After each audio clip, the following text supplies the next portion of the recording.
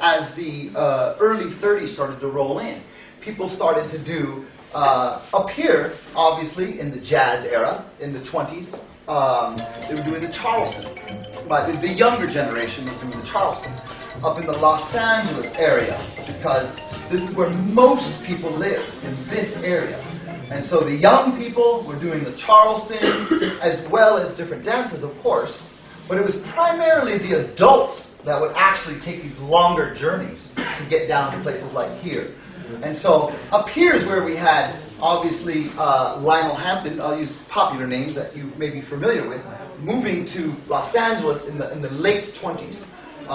One of the great bands at that time was Paul Howard's Serenaders, which was Lionel Hampton's band, but this is before Lionel Hampton played the vibes. He was still on the drums at the time. So up here in the big city, as we call it, by the way, I'll put right about here, we have Hollywood. Right here in what we call, I guess you would call it the big city compared to here, we had people doing all sorts of different dances. Obviously, the Black Bottom, the Charleston, and so forth. And as the music changed from the 20s into the early 30s, and the rhythm changed, the dance changed up here.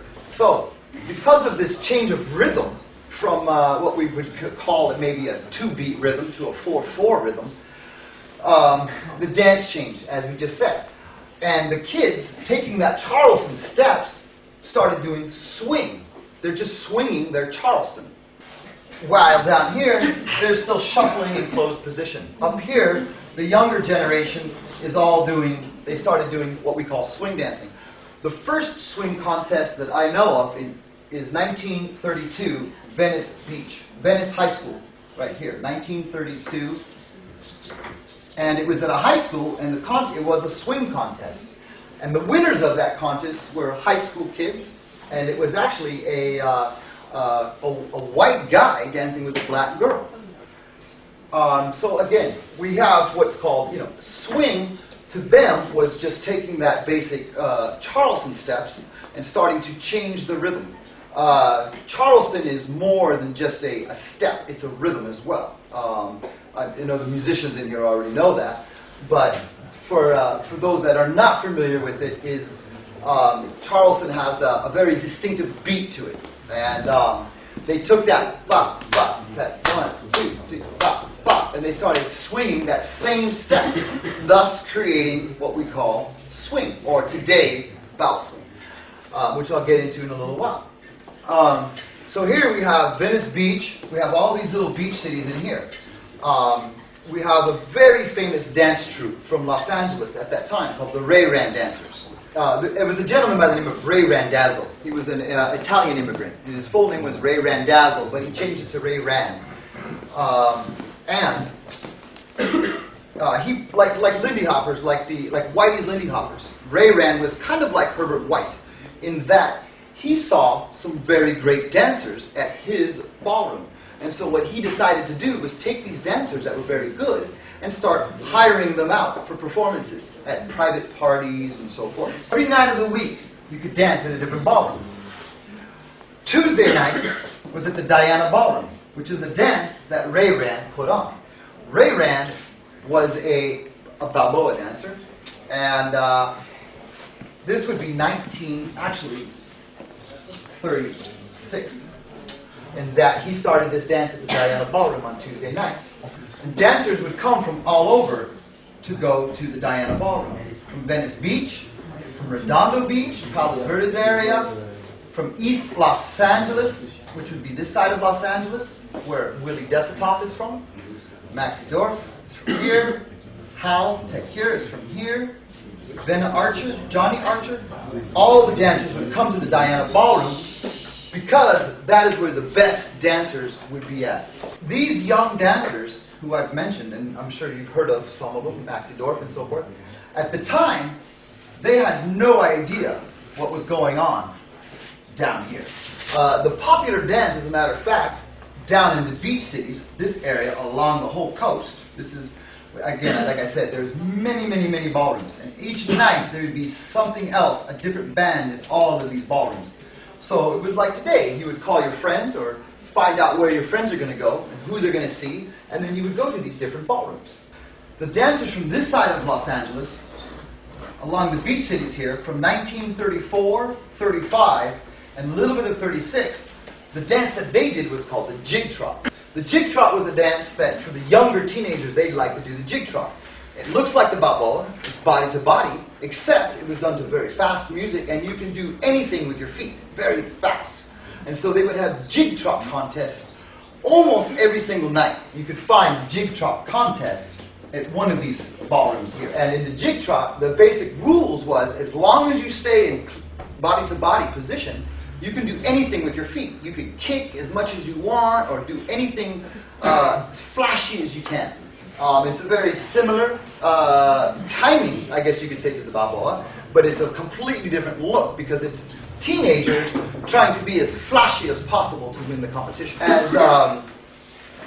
Basically, as time went on, these particular dancers all came together, as I mentioned, and they became part of the Ray Ran dancers. And they started to uniform the dance slightly, just a little bit. By that I mean they would share steps and share ideas and actually work on actually dancing.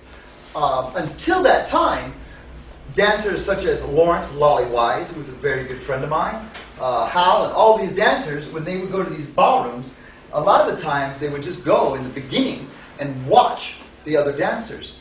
And they would see the steps and see what they were doing, and then they would go home and practice until they were good enough to be in public and be seen in public. And it was people like Lolly Wise who actually started, he was probably the first one to ever do a spin in the dance, or what we call a throw out. Anyways, as we go into the swing era, 1936, up here in this area, where's my Hollywood? Here's my Hollywood. We have, on 3rd and Vermont, we have a ballroom by the name of the Palomar Ballroom. And it becomes very famous because this is the place Benny Goodman played in 1935, which, as some historians say, started the swing era, 1935. I know people that were at that particular concert in 1935. And for those of you who have seen the Benny Goodman story, you might be familiar with this ballroom. But the dancers really liked the hot music. When Benny first came to Los Angeles and played at the Palomar Ballroom, as some of you might know, you heard the story, he played his standard charts, not his hot stuff that he got from Fletcher Henderson. And it wasn't until he started playing his Fletcher Henderson charts that the crowd went crazy for him. So we have this whole concept of swing dancing, which the media called jitterbugging. But jitterbugging was not a dance. It was a person. And it was an umbrella term to describe what the young kids were doing to swing music. That's what jitterbug was. Jitterbugs did the lindy-hop, they did the bow swing stuff, they did shag, they did jig trot, they mixed up everything. Trucking, hecking, it was all considered jitterbug by the media. Also, the same year, 1935, a gentleman by the name of Connie Wydell drove all the way to Los Angeles from Minnesota in a green Cord automobile, and he was the first one that all of these dancers saw do the shag. You can see him in the beach clip. The beach clip was filmed right here in Venice Beach. So for the first time they saw the dance called the shag, what Connie called Chicago shag at that time. So we have even more complete dance, being that now there's an introduction to this dance called the shag. They had never seen this dance called the shag before.